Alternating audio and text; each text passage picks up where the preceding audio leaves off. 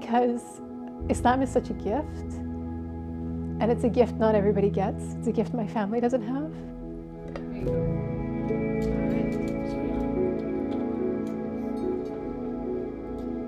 شهر رمضان نويت فاعفو لما قدمت وما أخرت آمين. My name is Jenny Molendijk Dievleli, and I'm a Canadian who has been living in Istanbul for the last 10 years. Alhamdulillah, I'm happily married and we have 5 children. I was born and raised in Canada and I converted to Islam there. Here, of course, my main role is a mother, but I'm also a teacher, a high school English teacher, and I've recently become active on social media, and I'm also an author. Assalamu alaikum, Mary. The front key is lost, so she's going to open the door. Okay, so this is where the magic happens. Yeah, these are my new books.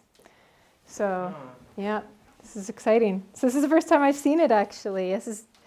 Yes. Oh. First copy. Yeah, thank you very much. There you You're go. So kind. Thank you very much. So what I was finding is that books about Islam they had good information but too much of it, or perhaps they had good information but bad illustrations. And so back in the back of my mind, I was like, yeah, I wish there was this kind of book that was available. But I put that off and I put that off. So I just kind of took the step and started to write. It was an opportunity for children to learn that they're about the different mosques globally, but then also about the different cultures of children globally. So the clothing was quite important for us, for example, and the look of the children. They needed to look like the children from that place. So I decided after my youngest child had grown up a little bit that I was going to try and go back into teaching. I love working with high school students. With high school, I was really seeing that the youth really needed support. There was a lot of questions regarding Muslim identity, and it became a real passion of mine to try and get more involved with them. So that was when I made the decision to go more online. I want to be a safe person that Muslim youth can come to, and they can say, I have this question, and then I can say, that's a really normal question, and it's a good thing that you're asking it, and there's totally an answer for that. And I'm somebody you can ask for that. It's so nice to feel like, okay, now I feel like I'm a part of Turkey.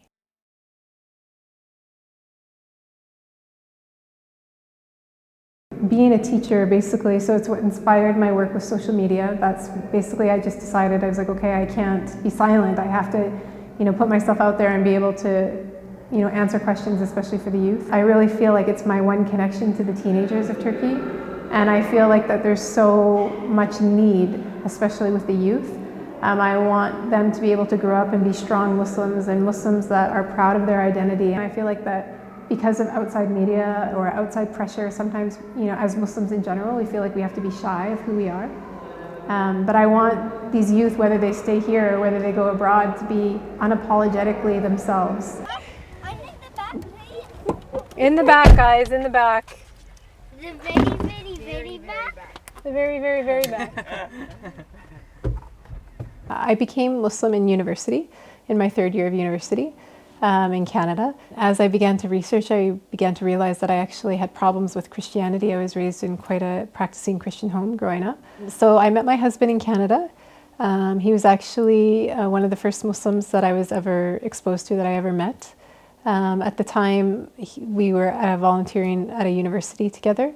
And we lived in Canada together for about 5 years. We had 2 children there.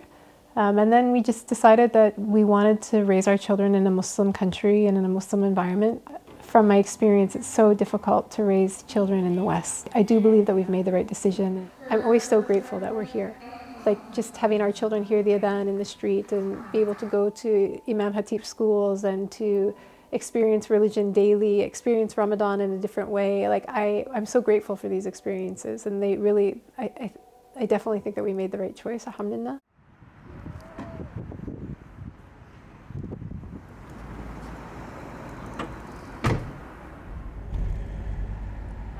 My husband and I, we divide dropping them off in the morning because all of our kids go to different schools.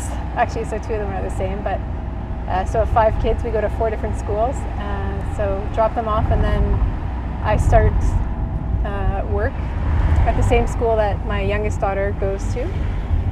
And then after, I make the rounds and pick everybody up. until I got married to my husband, who's Turkish. I didn't know personally what to expect, and I was so impressed by like the old meets new and all the culture and the experience. I kind of remember my father coming for the first time. They walked out of the airport and I could just see his face, like he was just like, oh my gosh, because he walked out into this like sea of black, right? It was all these women dressed in black charshaf and these men with long beards, and he was like, where have I come to? And I was like, oh gosh, you know, like, there you go, Dad, there's your shock.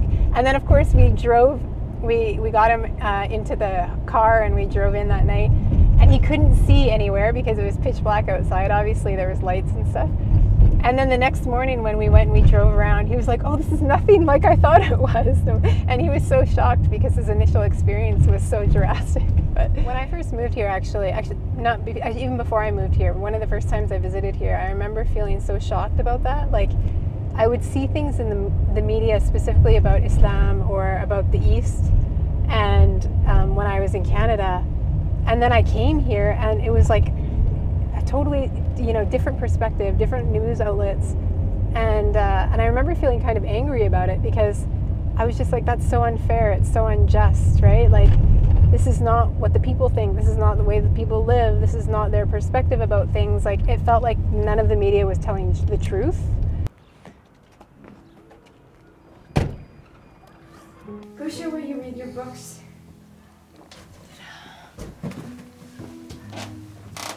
As like growing up in a Christian home, obviously like holidays were a massive part of our family, and so a lot of my really positive memories come around holiday seasons, so things like Christmas or Thanksgiving. And my mom did an incredible job of making those holidays like alive for us. She always made sure, like, whatever the holiday was, there was always something special, and so I can really appreciate the importance of tradition.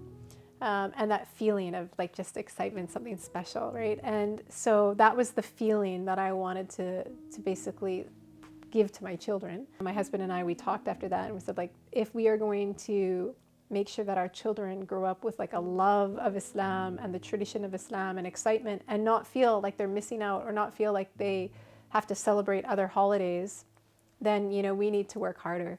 And so we really made the decision there that we would always, you know, decorate for Ramadan, decorate for Eid, make sure that the kids felt like there was something different about that time of the year. And that really changed how we celebrate Ramadan in our family, and what we do to make sure our children are excited about it, and how they have this sense of anticipation that it's a special time of the year, and that Eid is coming.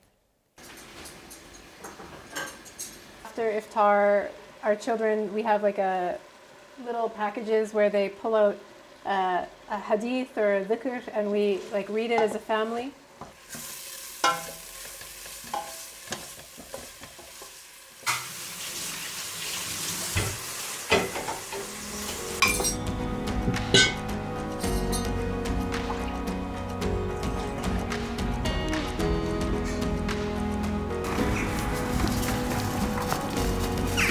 Canlı yayında mı yemek?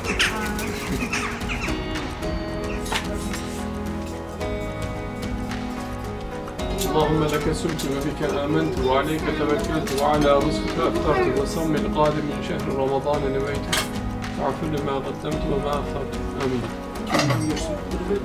Okay, I'm gonna